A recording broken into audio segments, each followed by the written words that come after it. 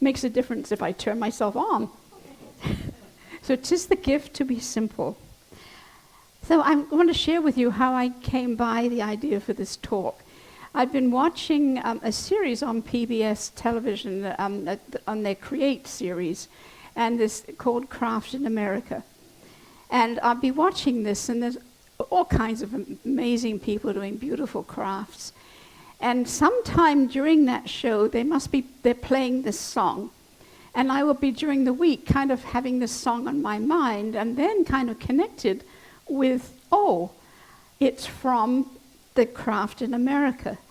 And recognizing that there is something so beautiful about crafts, and the focus that people have, and the intention, and the simplicity of coming back to a very, in a sense, a very simple place. And it made me think of the Shakers. And I'll share with you in a moment a little bit about the Shakers. But in this PBS series, there were a couple of people that really stood out to me. One was an African-American woman who was from a long line of basket makers stretching right back into Africa. And they would gather reeds and grasses and make these beautiful baskets.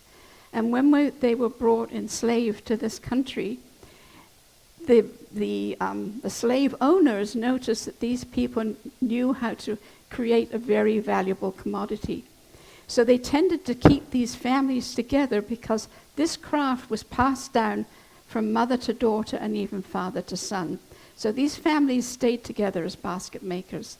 And this one particular woman, whose name I don't remember because I'm not very good at remembering names, she continued this tradition, and her baskets are absolutely beautiful. They are, I can't even quite describe them. There's a beautiful simplicity, but there's like a tightness of the weave, and it's so beautifully done. And she has even sort of broken loose from some of the traditional designs into more abstract designs, and they're all beautiful. And she is featured in a museum. I think it's the Smithsonian. Again, I don't remember. And another woman was from the Washoe people of Oregon, and she was also featured on this program, and is also featured in I think the Smithsonian Museum. And she was continuing her own people's traditional designs, absolutely beautiful, but also incorporating some modern designs, things that are relevant to our modern age within the traditional designs. And I was so struck by these two women who were really very simple, humble people. I mean, they weren't out there broadcasting their skills. They were just being and sharing. And I thought that was very beautiful. And some years ago, my late husband and I traveled to Kentucky. We were actually on a business trip, and we had some time off, and we were heading out to visit Pleasant Hill, which is an old Shaker community. And we kind of lingered on the way, and we had lunch somewhere, and there's all these little interesting towns. So we arrived kind of late. We were pretty close to closing time, so we didn't have a lot of time to spend there. But I was so struck. I was so struck by the peacefulness of this place, the simplicity of the designs. And when you look at Shaker furniture, it is just beautiful. It's simple, but it's not bare. There's kind of a beauty and elegance in their designs. And anyway, so those things struck me. So with this song coming into mind, I thought, oh, maybe I would like to share with you. So something about the Shakers. They started out in England in the 1700s, at the fairly early sort of. Some French Huguenots had come over, and they got together with some Quakers in the city of Manchester, and they were influenced by the Quakers, who got really quaking in their and movement in their devotions.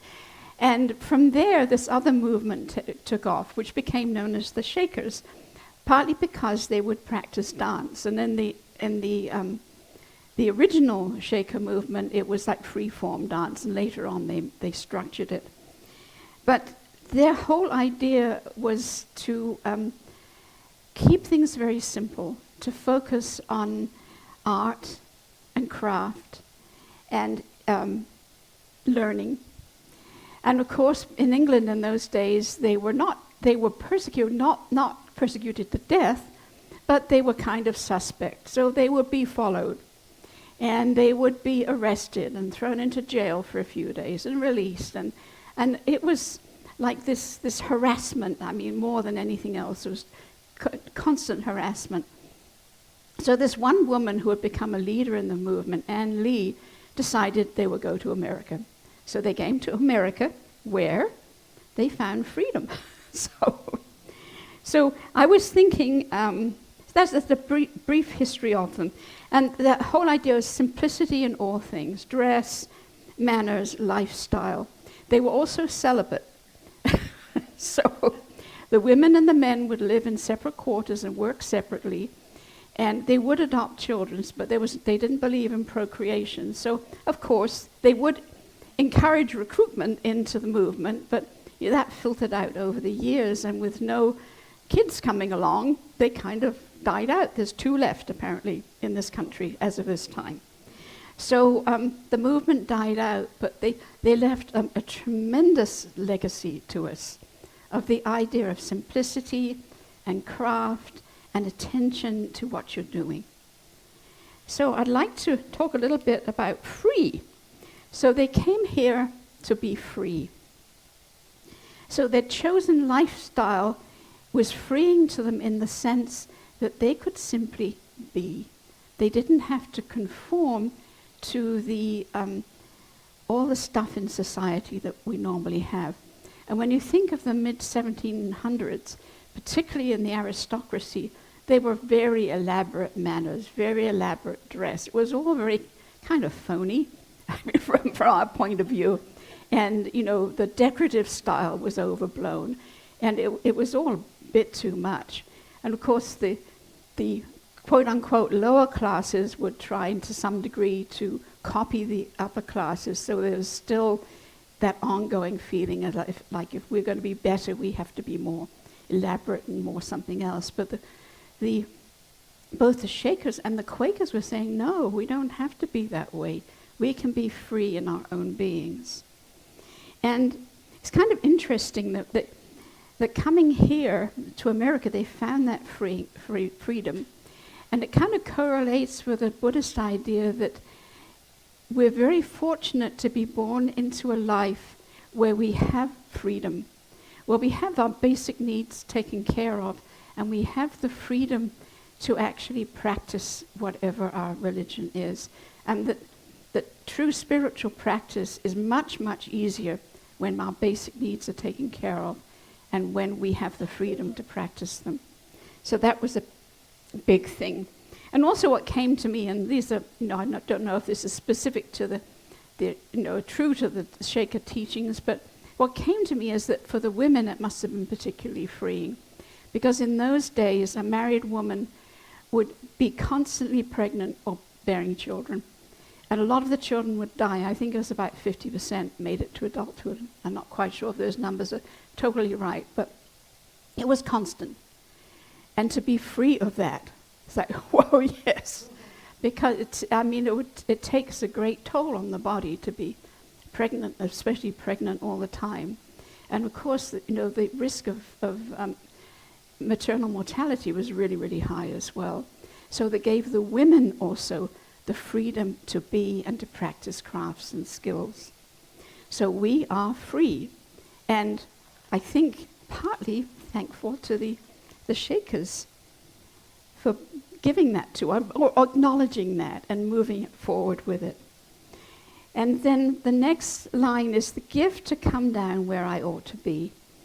And to me, and again, I'm interpreting this through my own understanding. I don't know if this is the intention of the person who wrote this song, but it seems to me that's coming down from the head to the heart, that we need to be in the heart. And constantly we are up here, busy, busy, busy, busy, and we need to bring our attention down to the heart. And if you would join with me for just a couple of minutes, we won't do this for a long thing, a very brief meditation to allow that slip to happen from the head into the heart. It's a very short journey, but let's do this together. So again, sitting straight, taking a few deep breaths and focusing.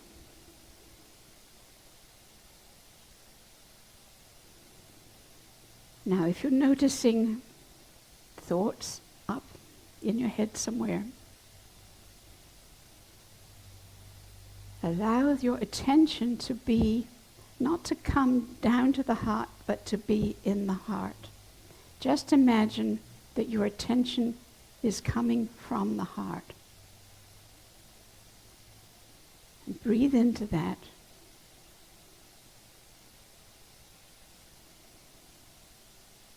Allow that to open up.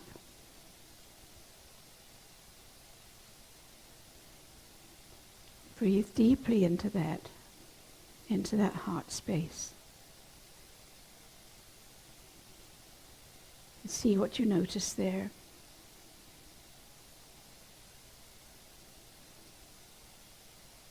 And if the attention tries to wander up to the head again, bring it gently down to the heart, so that the attention is not so much on the heart as from the heart.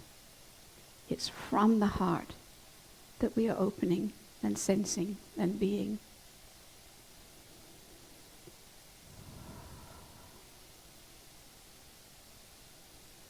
And a few deep breaths and coming back to this place again.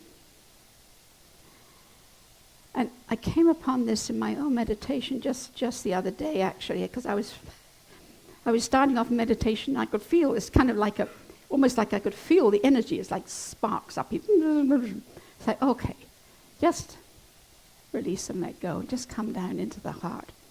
And what I noticed is, first of all, a sense of opening, and then a sense of generosity and patience. I thought it was kind of curious, patience. It's like, oh, I don't have to make things happen. I don't have to force anything. I can just open up and just be. And interestingly enough, I was watching a podcast yesterday with Danica Patrick interviewing Dr. Joe Dispenza. And he was talking about something very, very similar. That when we come to this place of just being, then everything opens up to us.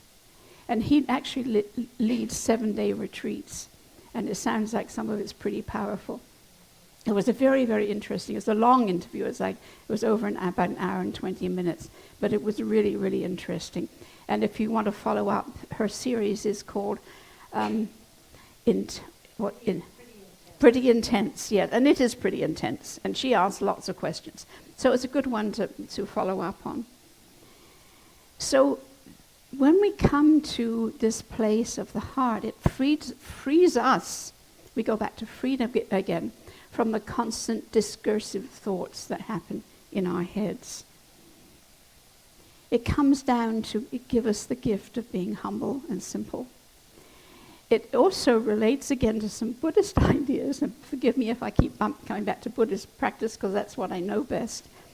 There's the 6 perfections, and the first one is generosity, so from the heart, generosity.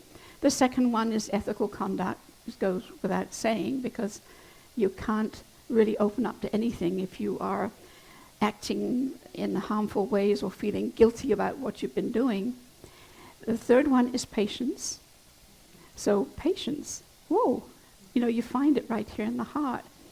The fourth one is joyful effort, and that makes me think of the Shakers because they're very joyful with their practices. And the next one is concentration or meditation, and then wisdom.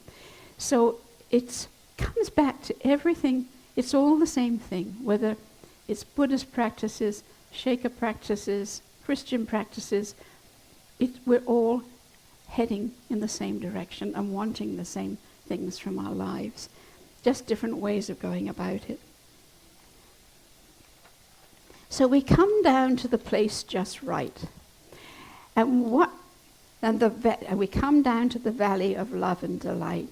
And what that made me think of is that, yes, we can have peak experiences and we're on the mountaintop and it's just glorious and we can see forever, but we can't live on the mountaintop. It's kind of an uncomfortable place to be. The wind and hail and rain and snow. And so we have to come back down to the valley. And the valley is where the people are. And where the people are is where our interactions are and where we have the most good to do. And where we learn most, because it's through our interactions with others that we learn. However difficult that may be sometimes, often, it is where we learn. So we come down to the valley of love and delight. And when we learn with love, we can take delight in it. And this valley that seems so chaotic can be a place of delight. And the next thing is true simplicity. To not be ashamed to bow and bend. So when we are very simple, when we are truly humble, not in the sense of being lowly, but being simple and humble within ourselves, no airs and graces. It's okay to bend your knee to somebody. It's okay, in the Hindu tradition, the disciples would touch the feet of the guru. In actual fact, in the traditional Hindu families, the kids touch the feet of their parents in acknowledgement that these are my teachers. So it's okay, because we have this feeling, I'm not going to bow to anybody. No way. But we can bow and bend. It's okay to bend. And that bending is kind of like being a tree in the wind, because a very rigid tree is going to snap and break. But a tree that can flow and bend is one that thrives, and we can thrive in our simplicity. And the next line, turn, turn, because the Shakers had a dance practice. And that's very, very significant, because we are embodied, and our bodies like to move. I find that my body these days kind of likes to sit around quite a lot, but it is much better for us to be moving. And our energies, our energy centers are affected when we move. So those very subtle energy centers within us, those in the Hindu tradition is the nadis, the energy lines that go through us, they benefit, they bring juice to not only to our bodies, but to our spirits. So it's very important, the movement. And this is reflected again in other traditions. There was an Indonesian practice that came about, I think around in the 80s, and it was, what was his name? I forget what the guy's name was, but he really incorporated movement into the meditation practice. He used movement as a meditation. And you think of the Sufis, the Sufi whirling, the whirling dervishes, that is a centering of movement. And the Russian Georgian mystic George Gurdjieff also incorporated dance into his practice. So this dancing, this movement is important. We need it. And with our songs here, our joy songs, we all start moving and clapping. And sometimes I'd like to dance, but maybe, we don't. Maybe it's not appropriate. But anyway, go ahead and do it. Yeah.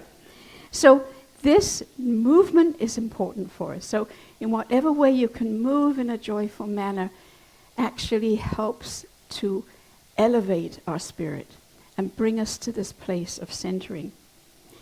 So turning, we come out right. So this turning is a centering practice. And it's really coming back to our true self.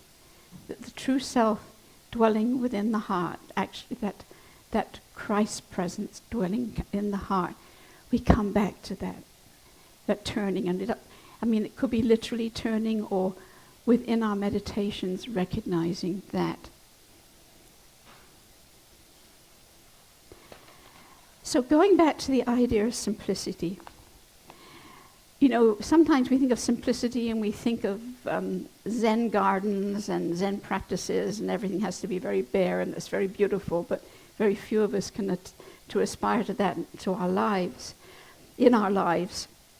as we tend, especially in this modern age, to gather a lot of stuff around us. We can declutter. That does help.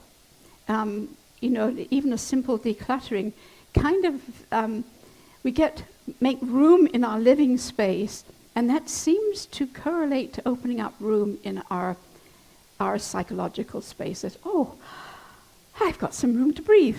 Whoa, I got rid of a bunch of stuff. Yay. So there is that kind of simplicity.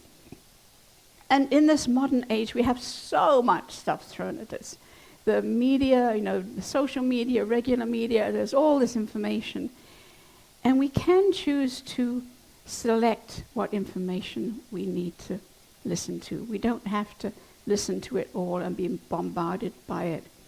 And when we are more selective, we can come to our own conclusions rather than being totally in a whirl with all the opinions that are out there and false information and all kinds of stuff that is not helpful to us.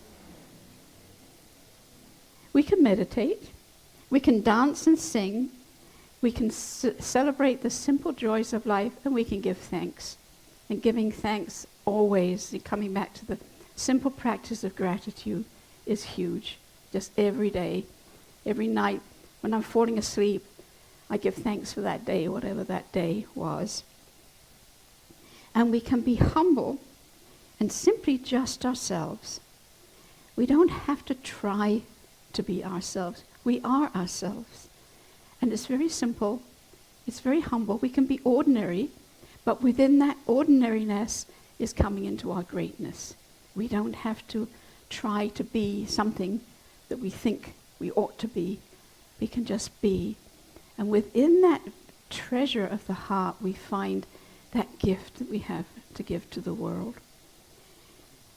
So becoming ordinary